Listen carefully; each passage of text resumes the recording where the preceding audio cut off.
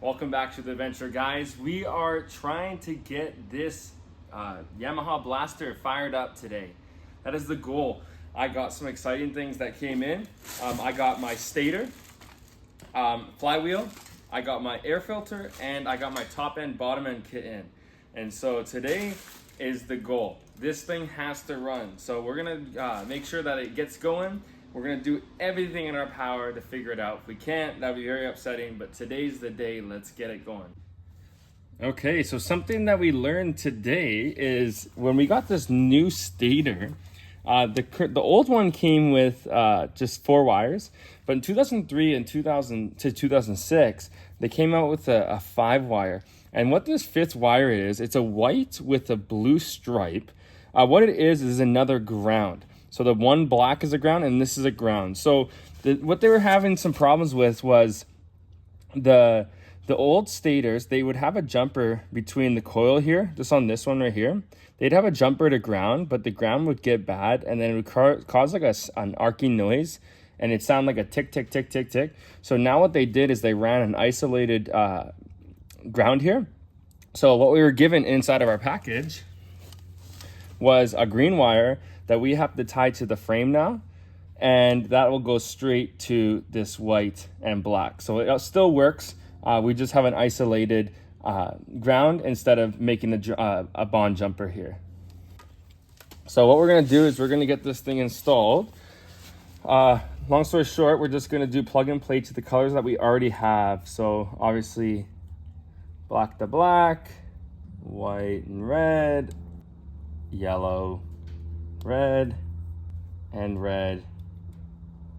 black. Now we're gonna put this bullet connector on to here, and then what we're gonna do is I'm gonna take this coil off and I'm gonna put this on with the other black that's already there, just like that. All the connections good right there, and now we're gonna put the stator in. So before I go into this and get the stator in, I just want to mention that there is a plug right here. And remember in the last episode, we had some wires that I had to wire nut. They are all hidden right there.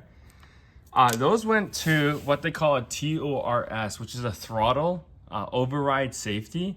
And so when these things were built in the earlier stages of Yamaha, they used to have a throttle switch that if you were wide open on the throttle for more than 3 seconds, what it would do is it would shut down the motor and also disengage power to the carb to allow it to do anything. So it would just kill complete power. So then what happens if the throttle got stuck or something broke, the throttle cable, it would not allow the bike to run. So someone has taken out the throttle override safety and putting on this this twist throttle. And now what that's going to cause is we have to do some manipulating, or it might work. We're not sure with the carburetor, but the carburetor is new. And usually what you have is there's a conversion kit that you can get for this thing. And what you got to do is bore out and re-tap some of the screws for the idles. And so what we're gonna do is we're gonna see if it runs without that, or we might have to go and figure out a way to get this carb to work. But in this case, we're just bypassing the switch here, and then we're just gonna run the carb as stock carb, and we're gonna see how that goes. We're gonna have to cut some of this away, as the old one is a lot shorter, and you can't fit as much inside of this case here. So we're gonna have to cut this back so it's a better length. So now I have better length here. We can just put this in just like so. We don't want any pinching. We want it to fit just like that.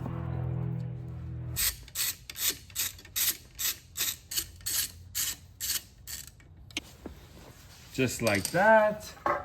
And now on our flywheel, there's a key on this on the crank here, just right there. We're gonna have to line up this keyhole here with the key on there.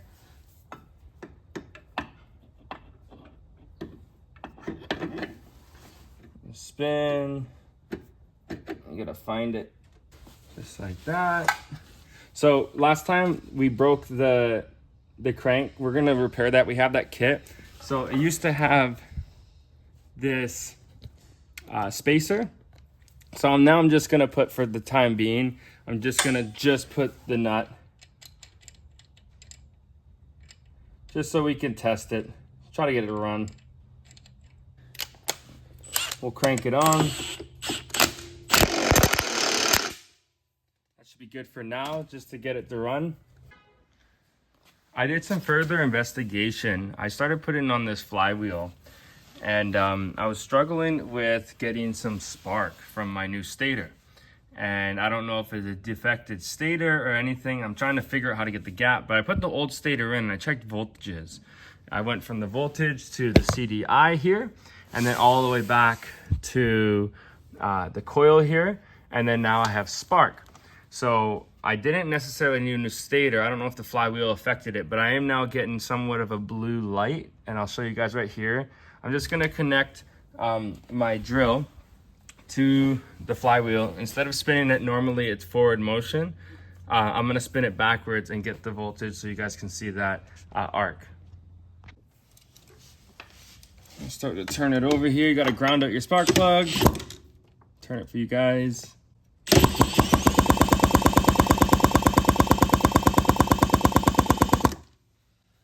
So we're getting a blue yellowy. It's not the most powerful spark I've ever seen, but we're gonna see what we're gonna do next. Actually, is I'm gonna put the spark plug in.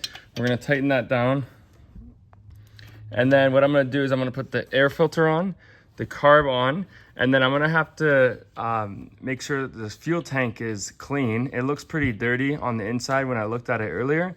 And what we're gonna do is put an inline filter on. So we're gonna try to get this thing started. We have some spark, that's good. And then we'll get right into it. Make sure she snaps in, just like that. We're gonna reinstall the carburetor.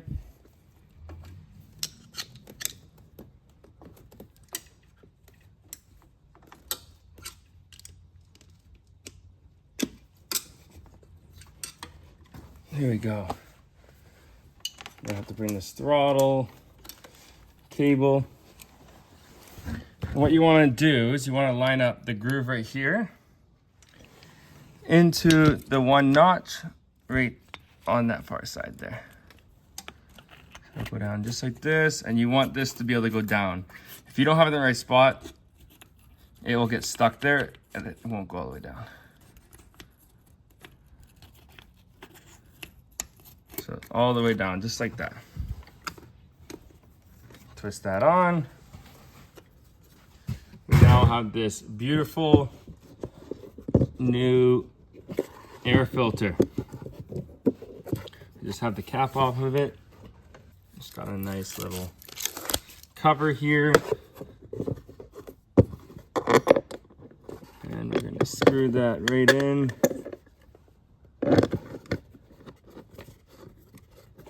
Put it hand tight for now, deal with it later. I do not have the screws yet for this gas tank. What we're gonna do is we're just gonna put the gas tank here, let it free sit, and then we're gonna install inline filter, and I'm also gonna put the gas cap on. The bike came without a cap here, so what I have is I have these spare, I keep them around, these little snorkels. So we'll put that right onto there so it can breathe and send good fuel.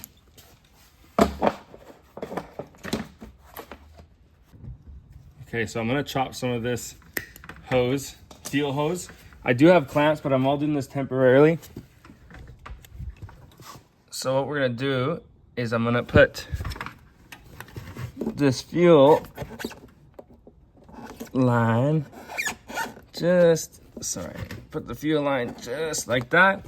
Then it's gonna go through a filter, and then it's gonna come back into the carburetor. And I'll set it all up. So I currently have this all set up right here. It's not looking pretty. This is all temporary, just so you know. I just wanna make sure that the fuel tank drains all of its bad fuel. So we're gonna put a big oversized filter in here just so it can collect everything. And then We're gonna fill this up with 32 to 1. I do have a mixture of 32 to 1 right here. And then we'll be getting started here pretty soon. This is the moment we've been waiting for. Oh, I'm gonna do a terrible job here.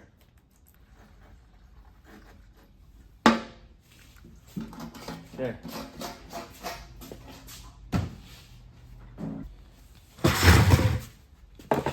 Put this cap back on.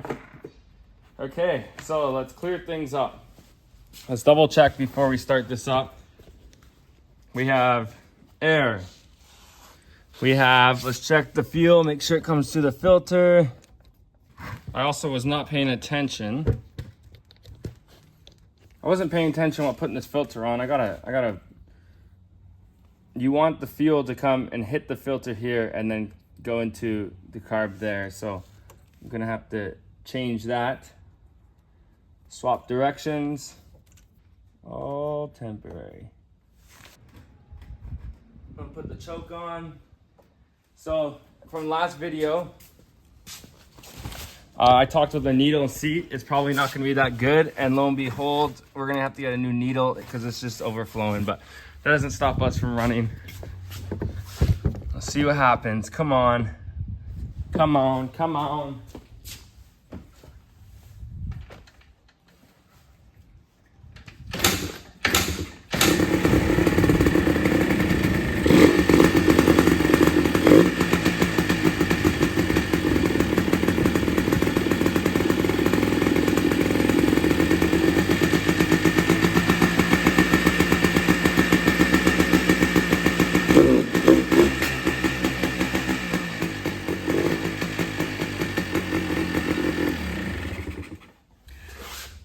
I'm literally so happy right now. I can't explain words, but here's what we're gonna do. So I just remembered that I had an oil leak, so I'm gonna top up the oil. And then what I'm gonna do is I'm gonna get this thing warm, and then we're gonna just see how well it runs. Let's see if it revs well, let's see where it's at. And then if it's safe, and if I can get some of these tires filled with air, maybe we'll take it out in the back parking lot and see how it runs. So I'm stoked. I'm so stoked right now. All right, let's get that oil in there.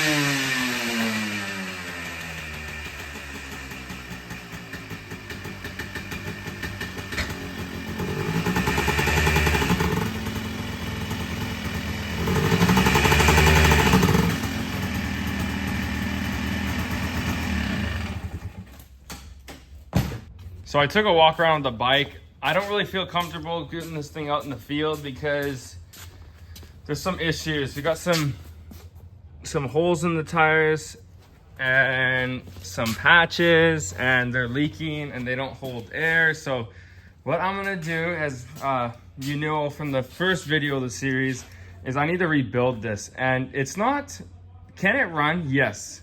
Is the compression lower and could potentially get better because the rings are getting warm and blah, blah, blah? Yes. But I have leaking seals, and I broke also the crank here. And I just want to make sure when I go through it that everything's cleaned, there's no crap in there. When I was releasing the clutch, it was releasing pretty late, so even the clutches might have to be done. But I just want to rebuild everything just to say that this thing is beautiful, mint. And then while we're doing that, we're gonna break down kind of the whole bike here. I need to get new tires for this. We're gonna clean up all this crap that's on the plastics here, and then we're gonna have to get a bolt set so then we can put everything back together. So what I'm gonna do right now is I'm gonna disconnect all the stuff I just did, all my electrical, the spark plug, all this, disconnect the clutch, and then we're gonna have to take out the carb, all of that, and then we'll have some fun. So we're gonna get that motor and we're gonna place it right here and we're gonna do a disassemble in the next video, but we're gonna wash this thing, get it all organized, have some fun.